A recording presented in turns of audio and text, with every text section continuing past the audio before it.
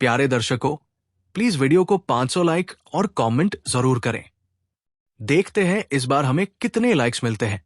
Thank you so much. Chapter 1486, 6 visitors. रात का समय था। चारों ओर अंधेरा इतना गहरा था कि हाथ को हाथ नहीं सूझ रहा था। पूरी दुनिया अंधेरे की चादर में लिपटी हुई लग रही थी। कानों में बारिश की टपकती बूंदों की आवाज आ रही थी, ठंडी और परेशान करने वाली। झंगी अंधेरे में चल रहा था। आसमान से तेज बारिश हो रही थी। धड़ाम, एक सफेद बिजली आसमान को चीरती हुई गिरी और आसपास को पल भर के लिए रोशन कर गई। नीचे समुंदर उफान पर था। काले रंग की ऊंची ऊंची लहरें जैसे आसमान तक उठ रही हों। लहरें इतनी ऊंची थी कि ऐसा लग रहा था जैसे वो कभी भी टियाने सिटी को निगल जाएंगी। झंगी ने अपनी बाह को सहलाया। बारिश की ठंडी बूंदें सीधे उसकी त्वचा पर पड़ रही थी। इतनी ठंड क्यों लग रही है? क्या मैंने कॉम्बैट सूट नहीं पहना? उसने सोचा। धड़ाम, एक और बिजली गिरी, इस बार इतनी तेज कि जैसे पूरे आसमान को 2 हिस्सों में काट दिया हो। इसी रोशनी में झंगी की नजर सामने एक ऊंची चट्टान पर गई। वहां कोई काले कवच में बैठा हुआ था। उसके सिर पर 2 मुड़े हुए सींग थे, एक लंबी मोटी पूंछ और खून जैसी लाल आंखें जो दूर से उसे घूर रही थी। Ming, gatekeeper of the underworld. Zhang Yi के मुंह से उसका नाम निकला और तभी वो काली आकृति एक पल में उसके सामने आकर खड़ी हो गई। उसका चेहरा बिल्कुल झंगी के पास था। आह! झंगी हड़बड़ाकर बिस्तर से उठ बैठा। उसके चारों तरफ का नजारा जाना अपचाना था। सपना था, उसने खुद से कहा। बाहर खिड़की से देखा तो सब कुछ सफेद बर्फ से ढका हुआ था।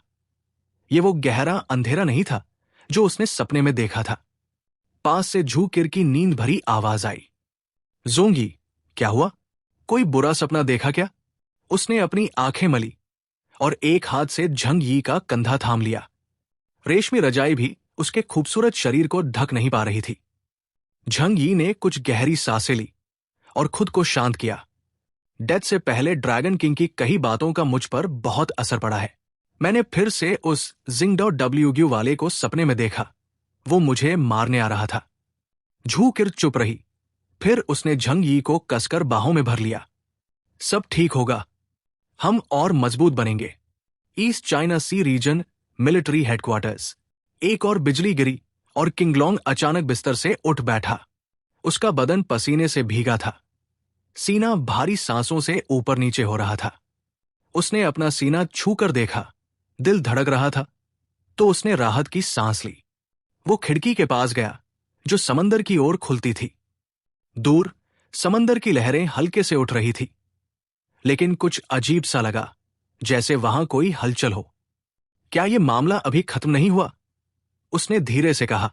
इधर झंगी और उसकी टीम लगातार अपनी ताकत बढ़ाने में जुटे हुए थे। तियानहाई सिटी में भी लोकल एलियंस की ट्रेनिंग शुरू कर दी गई थी। शाओ होंगलियन, जिंग टियान, लिu देह और बाकी कुछ लोग पहले बैच में थे। सिर्फ सेंटिपीड का थोड़ा सा स्रोत देने से ही उनकी ताकत तेजी से बढ़ने लगी। उसके बाद झंगी ने फैसला लिया कि टियाने सिटी के तीनों बड़े बेस के एलियंस की ताकत भी बढ़ाई जाए, ताकि पूरे शहर का लेवल ऊपर उठे। झंगी खुद ऐसे काम करना पसंद नहीं करता, इसलिए उसने ये जिम्मेदारी यांग जिंगसिंग को दी। वो उस पर पूरी तरह भरोसा करता था। 4 महीने बाद तियानहाई सिटी में एक ऐसा मेहमान आया जो जाना पहचाना तो था, पर पहली बार वहां आया था। डेंग शिंटोंग। पहले उसने झंगी को वीडियो कॉल करके बताया कि वो आकर एक जरूरी बात करना चाहता है। झंगी की इजाजत मिलते ही वो सीधा गाड़ी लेकर आ गया। उसने ब्लिजर्ड सिटी की स्पेशल ट्रेन नहीं ली। इसका मतलब साफ था, वो ब्लिजर्ड सिटी की तरफ से नहीं, अपने निजी इरादे से आया है। झंगी और डेंग परिवार के बीच रिश्ते अच्छे थे। झंगी ने डेंग की टेक्नोलॉजी में निवेश भी किया हुआ था, जिससे उसे रिसर्च के नतीजे सबसे पहले मिलते थे। दोनों का आपसी फायदा था। उस सुबह डेंग शिंटोंग की गाड़ी यंग मैनर के गेट पर रुकी। वो विला में घुसते ही बोला, यहां की जिंदगी तो किसी बादशाह से भी अच्छी है। मेरे अंकल की भी ऐसी जिंदगी नहीं। झंगी मुस्कुराया और बोला, सब कुछ ताकत और रिसोर्स पर टिका है, लेकिन सच कहूं तो मुझे हैरानी है कि तुम आए। झूकिर ने 2 कप गर्म कॉफी लाकर दी और चुपचाप बाहर चली गई। जब मर्द जरूरी बातें करते थे, वो बीच में नहीं आती थी, जब तक कोई उसे बुलाए नहीं। डेंग शिंटोंग ने कॉफी की चुस्की लेते हुए मुस्कुराते हुए कहा, मैं यूं ही नहीं आया हूं। इस बार एक बहुत जरूरी बात करनी है, झंग यी ने सीधा कहा। तुम जानते हो मैं घुमा फिराकर बात पसंद नहीं करता, सीधा बताओ। डेंग ने धीरे से एक लोहे का छोटा सा बॉक्स निकाला और उसे सावधानी से खोलकर झंग यी के सामने रखा। उसमें एक पुराना सा पीला कागज था। डेंग ने उसे उठाकर झंग यी को थमाया। पहले इसे देखो। झंग यी ने एक झलक में ही महसूस किया कि उस कागज में किसी सुपर पावर की ऊर्जा बची हुई है। ये क्या है? उसने पूछा। डेंग बोला, इस पर जो सुपर पावर बची है वो 600 साल पहले के किसी इंसान की है। झंग यी कुछ पल के लिए चुप रहा, फिर हल्के से हंसा। ये कोई नई बात नहीं है। म्यूटेशन एक बायोलॉजिकल प्रोसेस है। पहले के जमाने में भी कभी कभी कुछ लोग अलग ताकतों के साथ पैदा होते थे, बस तब इतना ज्यादा नहीं होता था जितना अब हो रहा है। Chapter 1487 psychology. डेंग शिंटोंग हल्के से मुस्कुराया और बोला, लेकिन अगर तुम्हें उसका नाम पता होता तो तुम इतने शांत नहीं रहते। झंग यी ने दिलचस्पी से उठाई। अच्छा, तो बताओ कौन है वो? डेंग शिंटोंग ने कहा। उस आदमी का नाम है वैंग शोरेन, जिसे लोग वैंग योंगमिंग कहते हैं। ये नाम सुनते ही झंग यी की आंखों में थोड़ी गंभीरता आ गई। हुएशू देश में पढ़े लिखे लोगों में शायद ही कोई होगा जो वैंग योंगमिंग को न जानता हो। वो स्कूल ऑफ माइंड के संस्थापक थे और 100 साल पहले एक विद्वान ने उन्हें हुएशू इतिहास के 2.5 संतों में एक माना था। उनके जीवन में 3 बड़ी बातें थी: चरित्र बनाना, योगदान देना और ज्ञान फैलाना। लोग उन्हें बहुत सम्मान से देखते थे। झंग यी ने पूछा, तुम्हारा मतलब है वो वैंग योंगमिंग असाधारण शक्ति वाला इंसान था? डेंग शिंटोंग ने गंभीरता से जवाब दिया, इतिहास की किताबों में साफ लिखा है। वैंग योंगमिंग ने लोंगचेंग में एक रात सच्चाई को समझा और महसूस किया कि मन ही सब कुछ है। उसने कहा था, सच्चा रास्ता हमारे अंदर होता है, जो बाहर ढूंढते हैं वो भटक जाते हैं। उस रात उसने एक तेज आवाज निकाली जो मीलों दूर तक सुनाई दी, जो बाद में एक अफवाह मानी गई। पर अब लगता है उस वक्त उसने अपनी मानसिक स्थिति को पार किया और असाधारण शक्ति हासिल की। डेंग शिंटोंग ने वो पुराना पन्ना दिखाते हुए कहा, यह उसी बात का सबसे अच्छा सबूत है। झंग यी को उस कागज में वक्त की खुशबू महसूस हुई, नकली नहीं लग रहा था। तो फिर? झंग यी ने पूछा, इतिहास में ऐसे कई बड़े लोग रहे हैं, इसमें खास बात क्या है? डेंग ने पन्ने की ओर इशारा किया। तुम ये लिखावट समझ सकते हो? झंग यी ने कहा, हां, समझ सकता हूं। और अगर न भी समझ पाओ तो मेरी इंटेलिजेंट सिस्टम अनुवाद कर देगी। जैसे ही डेटा उसके दिमाग में गया, उसने नोट किया कि ये एक्साइन एक्सायू नाम की किताब से हिस्सा था। इसमें लिखा था कि इंसान को खुद के भीतर झांककर ज्ञान पाना चाहिए, बाहर की चीजों में नहीं उलझना चाहिए। ये एक्साइन एक्सायू की आम कॉपी से अलग था, एक बिल्कुल नया वर्जन लग रहा था। झंग यी को लगा जैसे उसे कुछ पकड़ में आ रहा है, पर पूरी तरह नहीं। इसका मतलब क्या है? उसने डेंग शिंटोंग की ओर देखा। डेंग ने जवाब दिया, पिछले 2.5 सालों में डेंग टेक्नोलॉजी ने एलियंस, म्यूटेटेड जानवरों और पेड़ पौधों पर रिसर्च की है। हमने पाया है कि सुपर पावर की असली शुरुआत बाहर से नहीं, बल्कि अंदर से होती है, यानी इंसान के अपने शरीर से। उसने सीने पर हाथ रखते हुए कहा, अब हमें यह बात पूरी तरह समझ आ गई है और हमने कुछ ऐसे तरीके भी सीखे हैं जिससे सुपर पावर को केंद्रित करके तेजी से किसी एक व्यक्ति में डाला जा सकता है। झंग यी ने गंभीरता से पूछा, तुम एलियन से ताकत लेकर किसी एक इंसान में डालते हो? यह तो वैसा ही है जैसे किसी एलियन को मारकर उसकी ताकत ले लेना। डेंग ने हंसते हुए कहा, सही कहा, लेकिन हमारा तरीका ज्यादा असरदार है, लेकिन इसका खर्च बहुत ज्यादा है। एक बेहतरीन सुपर पावर वाला इंसान तैयार करने के लिए दर्जनों, कभी कभी सैकड़ों ताकतवर लोगों की कुर्बानी लगती है। झंग यी ने फिर पूछा, और ये सब एक्साइन एक्सयूई से क्या लेना देना है? डेंग ने जवाब दिया, हम पुराने जमाने के असाधारण लोगों और उनके सिद्धांतों पर रिसर्च कर रहे हैं। इतिहास में सबसे साफ रिकॉर्ड वैंग योंगमिंग का है, और वही अकेले इंसान थे जिन्होंने अपनी शक्ति को एक थ्योरी में बदला। एक्साइन एक्सयूई कहती है कि इंसान के अंदर ही असली शक्ति होती है, और अगर मन शांत हो जाए तो आदमी खास स्थिति तक पहुंच सकता है। झंग यी ने धीरे से कहा, तो तुम्हारा मतलब है एक्साइन एक्सयूई एक थ्योरी है खुद की ताकत को जगाने की। अभी तक तो इंसान सिर्फ दूसरों की ताकत लेकर ही बढ़ता है। अगर यह थ्योरी सही है तो हम अपने अंदर छिपी हुई ताकत को बाहर ला सकते हैं। डेंग ने सिर हिलाया। हां, यही सोच है। झंग यी की आंखों में चमक आ गई। लेकिन यह किताब तो अभी तुम्हारे पास नहीं है। वो डेंग के इरादे समझ गया था, और वो किताब इस वक्त ऐसी जगह पर है जहां से तुम उसे ला नहीं सकते। तो तुम मेरी मदद मांगने आए हो, सही समझा ना? डेंग ने ताली बजाकर हंसते हुए कहा, तुम सच में कमाल के हो। बात को तुरंत समझ गए। झंग यी हंसा और बोला, लेकिन तुम्हें लगता है मैं तुम्हारी मदद करूंगा? जो कहानी तुमने सुनाई वो अच्छी है, पर इसके पीछे कोई पक्का सबूत नहीं है, और मुझे लेवल काम के लिए रिस्क लेना होगा। इतना आसान नहीं है। डेंग की आंखों में चमक आ गई।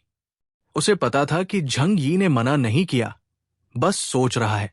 डेंग ने हाथ आगे बढ़ाया और उसकी हथेली में एक चमकदार ऊर्जा की गेंद बन गई। झंग यी ने देखा और कहा, तुम और भी ताकतवर हो गए हो। पिछली बार जब वो मिले थे तब डेंग की ताकत 9500 थी। अब वो लगभग 9900 तक पहुंच गया था। लेकिन क्या ये सब सिर्फ उस एक्साइन एक्सयूई के पन्ने से हुआ? झंग यी को शक था। डेंग ने सिर हिलाया। नहीं, ये पन्ना नहीं, बल्कि एक लड़की। उसने सिर्फ एक बार असली एक्साइन एक्सयूई को छुआ और उसे एक ऐसी शक्ति मिली जो चमत्कार जैसी थी। वो मुझसे कई गुना आगे निकल गई। झंग यी, ऐसे इंसान को जिसे संत कहा गया हो, साधारण सोच से नहीं समझा जा सकता। चैप्टर 1488 लॉबियस्ट। डेंग शिंटोंग ने झंग यी को अपनी और अंबर की मुलाकात की पूरी कहानी बताई। झंग यी इसे सुनकर हैरान रह गया। दुनिया में कितनी ही अजीब और अनोखी चीजें होती हैं, और ऐसा नहीं है कि सिर्फ उसी को ऐसे मौके मिलते हैं। हर किसी की अपनी दुनिया होती है, और हर कोई अपनी ही कहानी का हीरो होता है। डेंग शिंटोंग ने गंभीर होकर कहा, जो एक्सिंग सु है वो अभी जापान के ग्रेट लियांगडो नेशनल म्यूजियम में छिपा हुआ है। वो हमारी हुआशु देश की राष्ट्रीय धरोहर है। चाहे किसी भी वजह से हो, हमें उसे वापस लाना ही चाहिए। वो झंग यी की ओर देखकर बोला, ये मिशन तुम्हारे लिए लगभग बिना रिस्क का है। तुम्हारी ताकत इतनी है कि पूरा जापान अकेले संभाल सकते हो। तुम्हें बस कोलंबियन नेवी से थोड़ी सावधानी रखनी होगी, लेकिन वो भी तुम्हें नुकसान नहीं पहुंचा सकते। झंग यी का मन भी अब थोड़ा हिलने लगा था। अगर ये एक्सिंग सु वाकई में उस पुराने संत वैंग योंगमिंग की असाधारण समझ का निचोड़ है, तो इसकी कीमत बहुत ज्यादा है, खासकर उन लोगों के लिए जो आज की दुनिया में अपनी सुपर पावर को समझना और बढ़ाना चाहते हैं। और एक बात और, ये धरोहर हुआशु देश की है। ये ठीक नहीं कि वो अब भी उनके म्यूजियम में रखी हो, जिन्होंने सालों पहले हमसे छीन लिया था।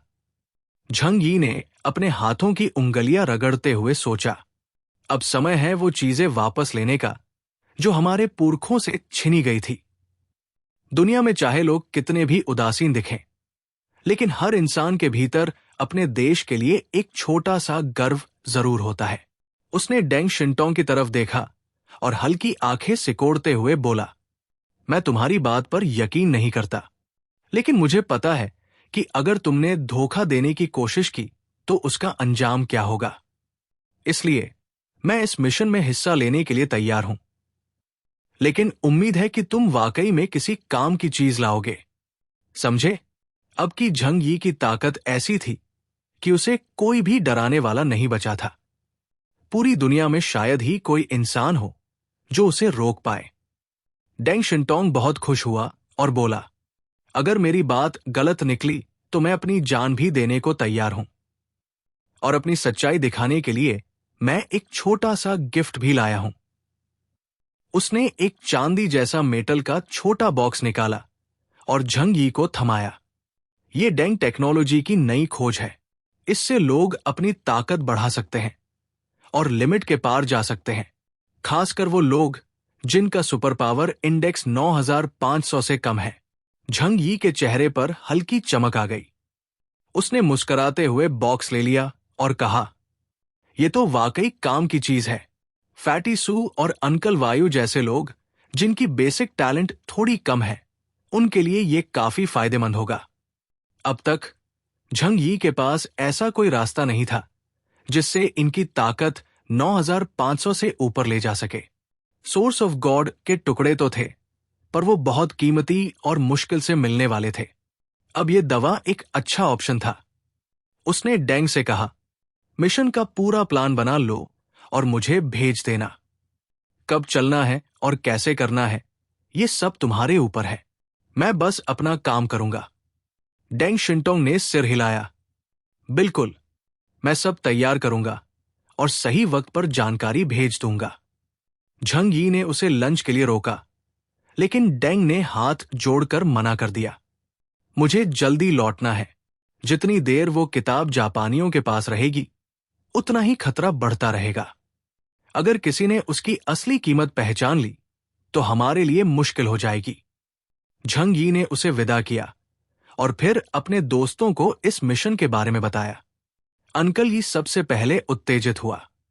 उसने मेज पर जोर से मुक्का मारा और बोला, इस बार मुझे जरूर साथ ले जाना, झंग यी। मुझे इन जापानियों को सबक सिखाना है। झंग यी हंसा। अरे वो तो आसान है। पिछले 1 साल में उनकी ताकत बहुत गिर गई है, लेकिन फिर भी हमें सावधान रहना चाहिए। मुझे याद है उनके पास एक नया इप्सिलॉन भी है। उसका नाम क्या था? उसने यांग जिंगसिन की ओर देखा। यांग जिंगसिन ने कहा, ईविल बॉय। ये शायद उसका असली नाम नहीं है, कोई छद्म नाम लगता है। जापानियों को ऐसे डरावने नाम रखने का शौक होता है, जैसे वो सेरिजावा, जो खुद को बीस्ट किंग कहता था। झंग यी ने पूछा, उसके बारे में हमारे पास कुछ जानकारी है? यांग जिंगसिन ने सिर हिलाया। नहीं, बहुत कम। बस इतना पता है कि 1 साल पहले उसने जापान को पूरी तरह कंट्रोल कर लिया था। वो इंपीरियल डीमन कोर्ट नाम की ऑर्गेनाइजेशन का हेड है। उसकी ताकत और क्षमता के बारे में कोई ठोस जानकारी नहीं है। झंग यी ने कहा, भले ही वो इप्सिलॉन हो, हमारे लिए ज्यादा खतरा नहीं है। हमारे पास 2 इप्सिलॉन और एक क्वासी फाइटर है।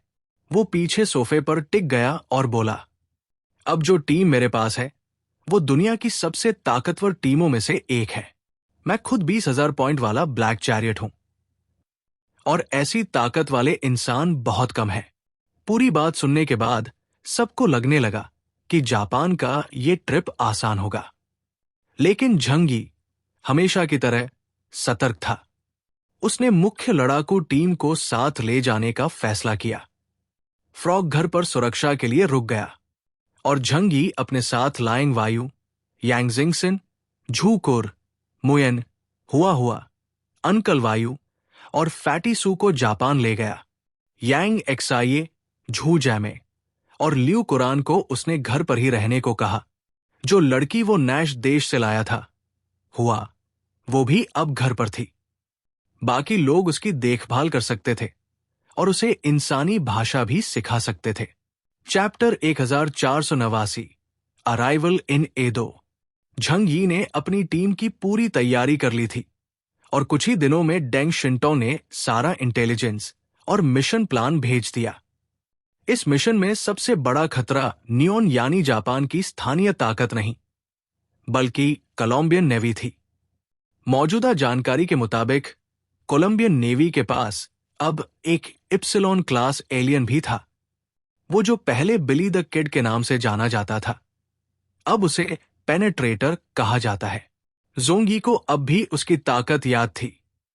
अगर वो खुद इप्सिलॉन नहीं बना होता, तो उस शख्स से निपटना इतना आसान नहीं होता। इसके अलावा कैडिलियस जैसा अनुभवी फाइटर और ओशन फ्लीट की पूरी सैन्य ताकत उन्हें बहुत परेशानी दे सकती थी। इसलिए डेंग शिंटोंग का सुझाव था कि झंगी और कुछ चुने हुए फाइटर्स पहले एदो जाकर चुपचाप स्थिति का जायजा लें। क्या एक्सिंगसू अब भी ग्रेट लियांगडो नेशनल म्यूजियम में मौजूद है या नहीं, ये पहले कंफर्म किया जाए। झंग यी को डेंग का सुझाव सही लगा और उसने हां कर दी। कुछ ही दिन बाद डेंग शिंटोंग अपनी टीम के साथ टियानहे सिटी पहुंचा। यह मिशन ब्लिजर्ड सिटी की ओर से नहीं, डेंग परिवार की तरफ से किया जा रहा था। जो लोग आए वो सब डेंग द्वारा चुने गए भरोसेमंद और ताकतवर एलियंस थे, जैसे कि उसका डिप्टी कैप्टन बाई चुनियो। लेकिन दो लोग देखकर झंग यी हैरान रह गया। बैले चोंगकिंग और WD दोनों पुराने जानकार थे। उन्होंने सामने आकर कहा, कैप्टन, अब हम आपके ही अंडर में हैं क्या? झंग यी ने हैरानी से देखा। डेंग शिंटोंग ने कंधे उचकाकर कहा, तुम तो टेंगू टीम के कप्तान हो, लेकिन ज्यादातर मिशन में नहीं जाते, तो ये लोग मेरे साथ ही काम कर रहे हैं। कोई आपत्ति तो नहीं? झंग यी मुस्कराया, बिल्कुल नहीं। मुझे तसल्ली होती है कि ये तुम्हारे साथ है। वो दोनों के पास गया, एक को कंधे पर मुक्का मारा, दूसरे को पीठ पर थपथपाया। काफी टाइम हो गया, अब तुम्हारी ताकत कितनी बढ़ी? बैले ने शर्म से सिर झुका लिया। सिर्फ 9200 पॉइंट्स तक ही पहुंचा हूं। WD ने गर्व से कहा, मैं 9300 पॉइंट्स तक पहुंच चुका हूं, कैप्टन। झू शुआई ने कहा है कि जब मैं 9500 तक पहुंच जाऊंगा, तब अपनी खुद की टीम बना सकूंगा। बैले ने उसे टोका, ऐसी बातें झंग यी और डेंग के सामने नहीं कहते। झंग यी ने मुस्कराते हुए कहा, कोई बात नहीं, बायन जन्मों ने मुझे बताया था कि तुम्हारी प्रतिभा सबसे अलग है। अब लगता है तुमने उसे निराश नहीं किया। WD भी थोड़ा गंभीर हुआ। मैंने हमेशा कप्तान की बातें याद रखी है। एक दिन मैं ब्लैक रोब स्क्वाड को दोबारा बनाऊंगा। झंग यी ने सिर हिलाया, मैं उस दिन का इंतजार कर रहा हूं। अब जब झंग यी के पास खुद की स्पेस एबिलिटी थी, तो सारे हथियार और उपकरणों की तैयारी बहुत आसान हो गई थी। सभी ने ठंड से बचने वाले कपड़े पहने, बाहर से दिखने में आम, लेकिन अंदर से पूरी तरह से लड़ाई के लिए तैयार। झंग यी ने अपनी स्पेस एबिलिटी से सबको एदो पहुंचा दिया। यह उसका दुनिया खत्म होने के बाद पहली बार जापान आना था। अब वो एक बार में 4000 मीटर की दूरी तय कर सकता था। तो कुछ ही देर में वे लोग जापान के आसमान पर थे। ऊपर से देखने पर सारा द्वीप सफेद बर्फ से ढका हुआ था। सिर्फ कुछ शहर ही अब भी एक्टिव थे। जब वो लोग जियांगवाई के बाहर पहुंचे, तो सामने का नजारा देखकर सब चौंक गए। ऊंचाई से झंग यी ने देखा कि शहर में काफी चहल पहल थी। लोग सड़कों पर टहल रहे थे, दुकानों में खरीदारी हो रही थी। ऐसा लग रहा था मानो दुनिया खत्म ही नहीं हुई। सड़कें साफ थी, मानो कोई रोज सफाई करता हो। यहां तक कि शेंगजिंग सिटी, जो हुआशु देश का सबसे ताकतवर शहर था, वो भी ऐसा नजारा नहीं दे सकता था। झंग यी ने माथा सिकोड़ते हुए कहा, कुछ अजीब है, मुझे सब कुछ ठीक नहीं लग रहा। डेंग शिंटोंग, ये सब क्या है? डेंग, जो अब भी म्यूयान की शैडो स्पेस में था, बोला, एदो पहले भी एशिया का सबसे बड़ा शहर था और अब युमा कोट का हेडक्वार्टर है। यहां नियोन देश की सारी आबादी और संसाधन इकट्ठा है, इसलिए ये इतना एक्टिव लगता है। झंग यी ने ठुड्डी पर हाथ रखते हुए कहा, बात तो सही लगती है, लेकिन फिर भी मुझे शक हो रहा है। दुनिया खत्म होने के बाद इतनी शांति कैसे हो सकती है? क्या ये सब बस दिखावा है? डेंग बोला, हमने भी पहले शक किया था, लेकिन यहां पिछले 1 साल से ऐसा ही माहौल है। झंग यी ने सोचते हुए कहा, ठीक है, अब कोई जल्दबाजी नहीं, पहले सब कुछ ध्यान से जांचते हैं।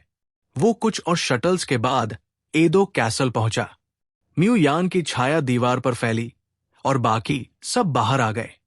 सभी ने मोटे कपड़े पहने थे, ठीक वैसा ही जैसे जापानी नागरिक पहनते हैं। चूंकि उनके पास इंटेलिजेंट सिस्टम था, भाषा की समस्या नहीं थी। जब तक लड़ाई न हो, कोई उन्हें बाहरी नहीं मानेगा। झंग यी ने सांस छोड़ते हुए कहा, दिन में कुछ मत करना, यहां बहुत भीड़ है। रात को दे लियांग म्यूजियम जाकर पता लगाते हैं। डेंग ने सिर हिलाया, ठीक है, जैसे तुम कहो। झंग यी ने फिर कहा, उससे पहले सब अलग अलग जानकारी इकट्ठा करें। एक साथ घूमेंगे तो पकड़ में आ सकते हैं, और कुछ भी हो जाए तो कम्युनिकेटर से तुरंत बताओ। मैं पूरे एदो में कहीं भी 1 मिनट में पहुंच सकता हूं। फैटी सू की आंखों में चमक आ गई। उसने खांसते हुए पूछा, बॉस, तो क्या हम कहीं भी घूम सकते हैं? झंग यी ने एक तीखी नजर डाली। अबे, दिन है अभी, तुम कबूकी हॉल घूमने की सोच रहे हो? चैप्टर 1490 अकीहाबारा। फैटी सू तो खुशी से उछल ही पड़ा। उसने थोड़ा झेमते हुए सबकी तरफ देखा और सफाई दी, नहीं नहीं, मैं बस अकीहाबारा घूमने जाना चाहता हूं। एदो में अकीहाबारा ओटाकू लोगों का मंदिर माना जाता है।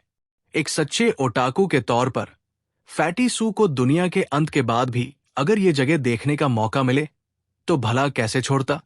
अंकल वायु ने उसे घूंसा मारा, चुन ले, ये कौन सा टाइम है मस्ती का?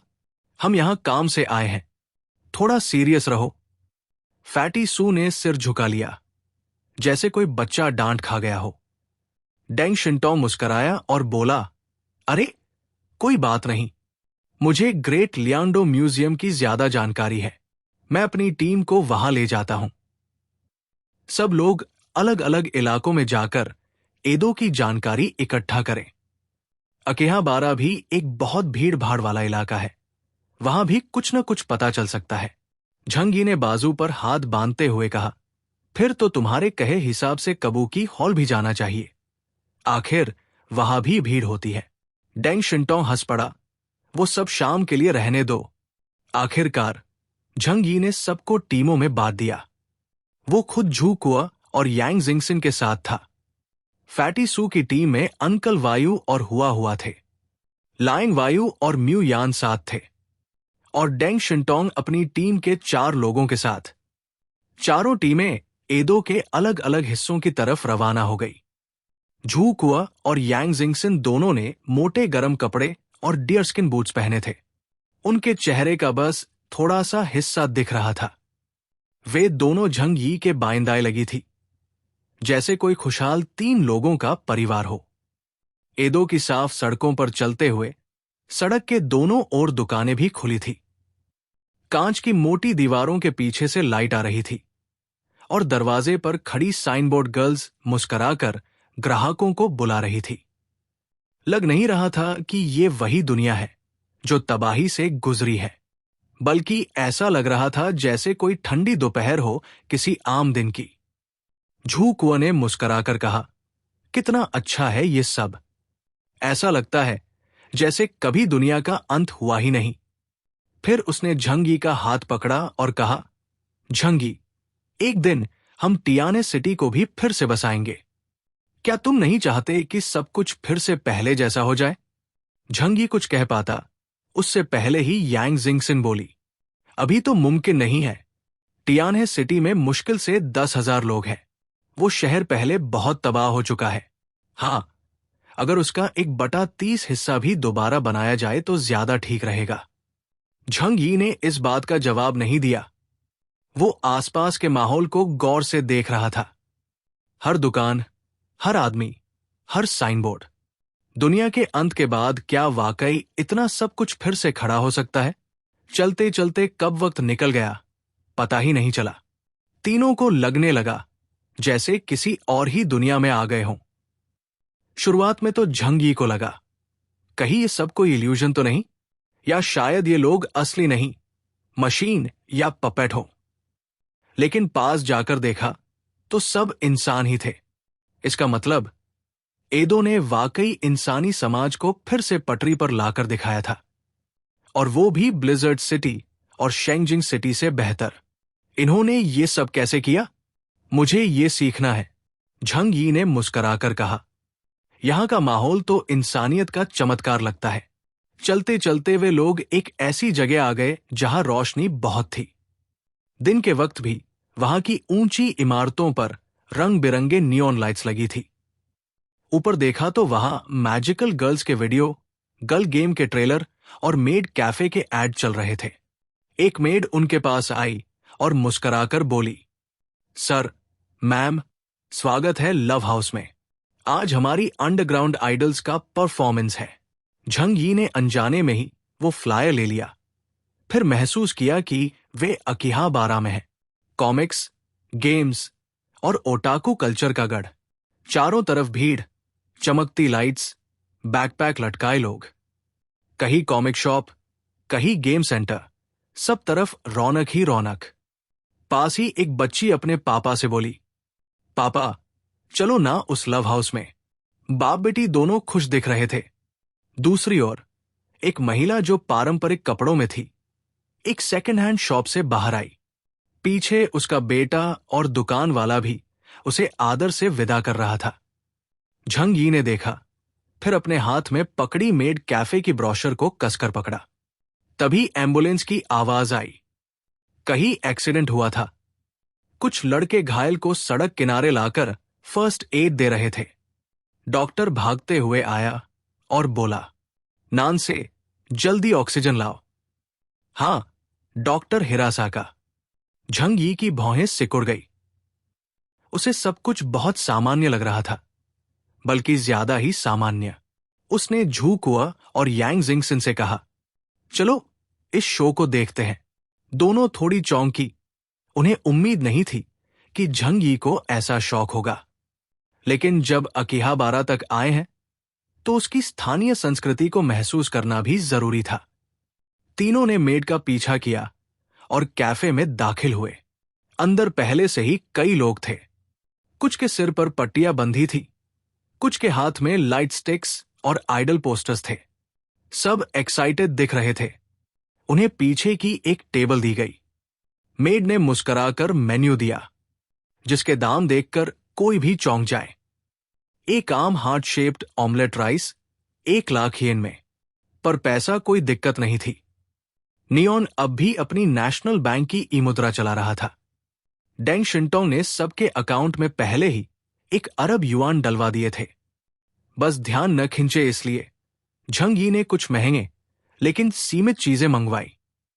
फिर भी मेड के चेहरे की मुस्कान और भी गहरी हो गई।